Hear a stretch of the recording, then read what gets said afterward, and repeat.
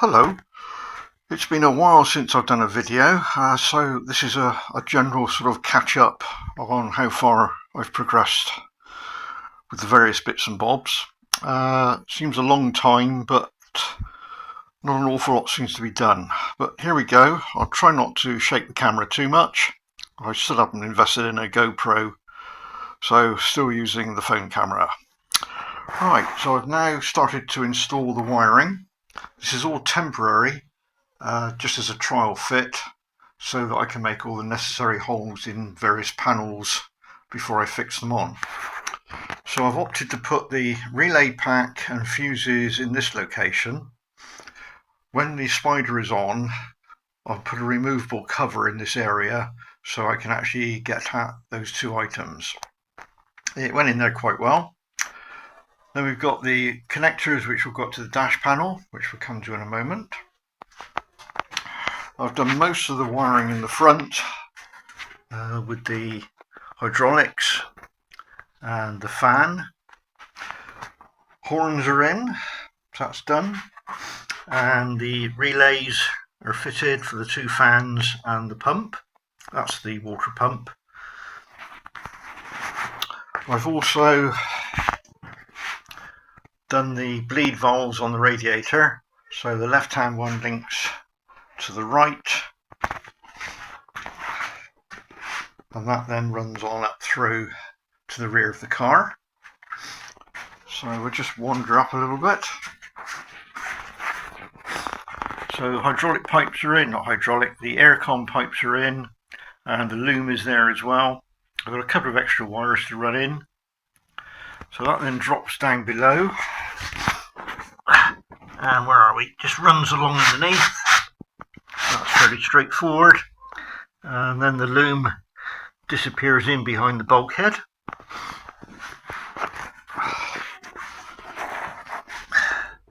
And then comes out at this point.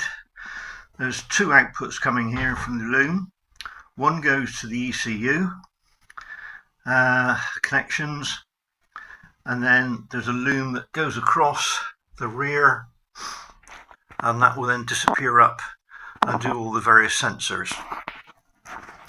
There's another loom which I'm installing at the moment, which is the actual ECU Terminator X loom, which is becoming quite a large beastie to put in.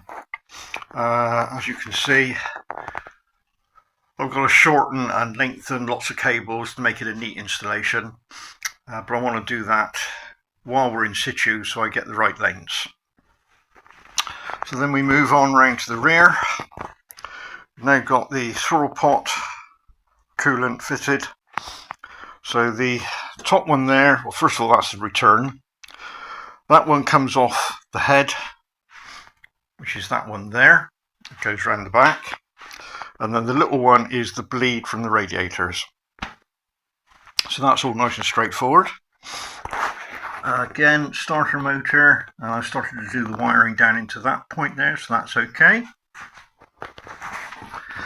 And then we have the loom running through the back here, reversing switch, or reversing light switch, and then you just see the pack of wires there, which will go to a connector for the rear lights. I've also done hydraulics, which we'll come to in a moment, but there's one outlet there, which goes to, on a flexible and up to the caliper, and obviously ditto on this side. I've taken lots of pictures of the pipe because it's hidden in amongst the panelling for IVA to show that it is securely located at the right intervals as it should be. And then we come over to this side. Again, pedal box is in the right location. I'll come back to that in a moment. I must buy a GoPro. I've done the hydraulics. Again, from the pedal box, which are on flexible pipes to start with, as I want to be able to move the pedal box backwards and forwards. So they come round to that point there, where they then drop down below. And that's where they're running along together with the heater pipes, and this is where they split. Obviously there's two pipes, one is for the rear brakes and one is for the clutch.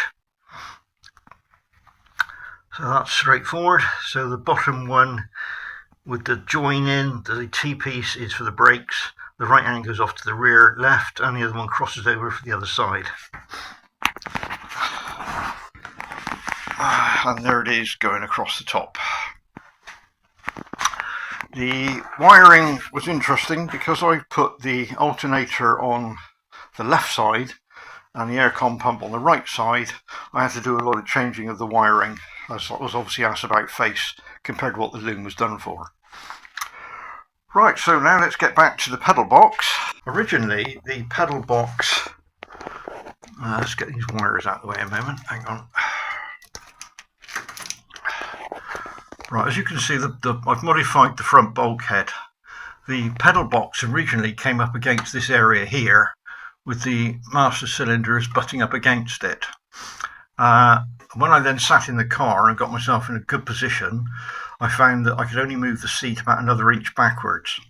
Well, I'm not the tallest guy, and there's a couple of other people I know who will be driving this who are a bit taller than me, so I had to do some means of making more legroom. So what I've done is I've knocked through a hole in the front, repanelled it at the back, and with a little bit of grinding on the master cylinders to get rid of a little bit of a flange, which I think you can see there and there, I've managed to slide that forward, and I've gained about 2 inches, which then gives me a 3-inch movement on the seat, which is quite ample. So quite pleased about that. It was a bit of a pain in the ass to do, to seal it all in, but I'm really quite pleased. That's worked well. The rubber pipes coming down are IVA approved for hydraulic fluid. They're the top-up pipes. The braided ones on the right and the middle go through for the braking, and the braided one on the left is for clutch. That's about it really. I mean, the one on the right obviously goes through the bulkhead, and that does the front, and the middle goes up, follows all the way round, and does the rear. So that covers that side of the pedal box. I've also finally finished the gear lever system, or gear selector, whatever you want to call it. I've already covered before, trying to make it a bit easier to move.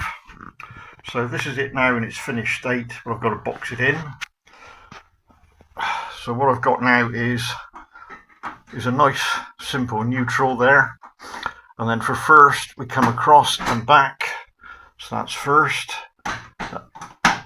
I'm trying to do this holding the camera, and then up to neutral, and then second, third, fourth and fifth, and back to neutral, and reverse is across and forward. But because I haven't been able to turn the back wheels at the moment, it doesn't actually engage. So to do that, we've got 2 rose joints there, which gives you the backwards and forwards movement, and then a bottom rod to give you the leverage to move the rod backwards and forwards. That then goes back through the rear bulkhead. Not sure, can't actually see, but down inside there, just behind there, is a very large rose joint which supports the gear change rod coming through.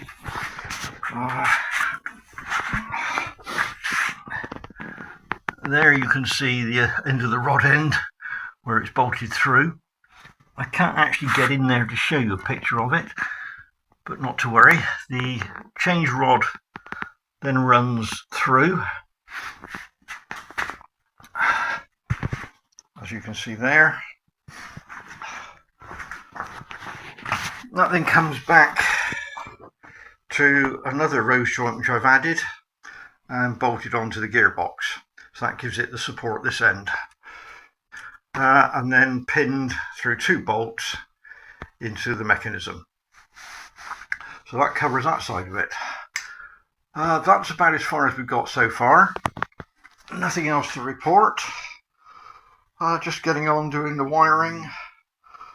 Oh right, yes, I've still got to add this in on a remote cable, on a remote pipe, which is the oil pressure.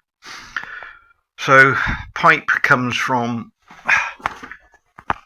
deep down in there, which is normally where the oil light goes, or oil pressure light goes. So I've got to bring a flexible pipe from down in there to this unit, which should be mounted down there somewhere. And then we've got a wire coming off of there, which takes us to oil pressure, and then oil coming off of there, which takes us to the oil pressure failed light. So that's again a straightforward item to fit. So it's coming together. I haven't done any more on the electric braking system. That's still sat there. I've still got to do a bit more machining so it clears the wheel, and I've got to make up a 2-bolt bracket, which is made in cardboard at the moment, to actually hold it, and then repeat that on the other side. Right, I've now finished, well not finished, I've now completed fitting the gauges to the dash panel.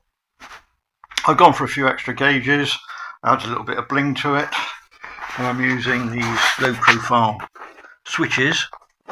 So we've got clock, we've got left fuel tank, right fuel tank, voltage, and then oil pressure. No, let's get it right. Oil temperature, oil pressure, rev counter, water temperature. And then the various switches, that's going to be heated seat for the left side, so that's passenger, heated front screen, I think that's rear fog lamp, front fog lamp, side lights, headlights, main beam, hazard, left indicator, right indicator, and then I've got a single switch for the wiper, off, slow and fast, wash, horn, heated right seat, normal ignition on and off. Let's see if we can get down here, right, and then engine start, that's fans override. That's the warning for the hydraulic brake. Alright, there we are, hydraulic brake. Battery charging, and then we've got oil lamp for low oil pressure. And then the last switch there is to transfer from the right tank to the left tank. That's for setting up, changing the display on the speedometer, and that's just for changing the clock. Probably missed off a few other switches. For a start, the air conditioning ones, I've got to add those in. I'm not quite sure where I'm going to put those because they're 2 knobs, and we want to keep it within the steering wheel area so that it passes IVA. I may actually not fit those just to get it through the IVA, and then maybe fit them where I've labelled over there. That's a work in progress. Couple of cigar connections, one's USB, one's a normal cigar, for anything I want to add on later on. Because I've got a heated front screen, I don't need to cut any holes in the top there. Let's just put the bezel over there to neaten it up. This is the other side of the instrument panel, so everything is there. I've just got to wire it in and put the sockets on so that I can then plug it into the major loom. If I've forgotten anything, then let me know. Thank you for watching. It's still enjoyable. Need to get on with it because I want to get it through the IVA before the end of this year. So still quite a lot to do. Once again, thanks for watching. Bye for now.